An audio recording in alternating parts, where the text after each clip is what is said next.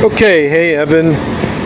This will be a narrated version of those other videos from earlier in the week or last weekend that I posted on YouTube. Normally I do speak when I'm making these videos, but that one I just chose not to. I just wanted the images to speak to you. But I will go ahead and talk about it. Right here in the front, I've got a strap pulling these frame rails together just a little bit to hold it in place, to keep this properly aligned and trued up. Now right here is not done. Nothing's done. Nothing's completely done. As you can see, I got a little bit of movement in the frame rail, which is okay, but it's all going to be tightened up when I bolt everything and screw everything down together. Under here, this little bracket and the other bracket on the other side is exactly where it needs to be in terms of distance, 11 inches from the pinch weld to the frame rail. It's the same on both sides.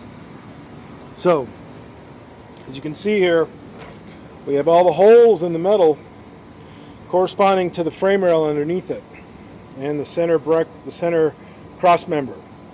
Okay, so when all this gets back together, screwed in, then we'll start welding it together. But I'm taking that pause right now because I want to make sure everything is correct and true. All up in here, the datum line is established on the baseline here of this pink table, exactly according to the sheet, the specifications of this car. So that's where we are. Remember that from here forward, we will have a solid, complete vehicle, welded up nice and tightly, properly, correctly, when that's done. And then from here back, we're going to do the car. Quarters, frame rails, the trunk floor, and this section right here that needs to go in. Also, the K cars have these reinforcement plates.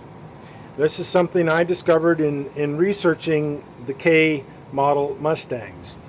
So this plate will have to be, will retain itself in place, but I'm going to have to augment the bottom of it because of the rust damages. K cars are the only cars that have that on it to allow for the mounting of the dual exhausts, which we're going to recreate. Okay, as you can see, the structure is off because everything is set. Everything's where it needs to be. Now the frame rails will also get pulled a little bit, the top part, but these are the pieces right here that I needed to get from Mustang Mania.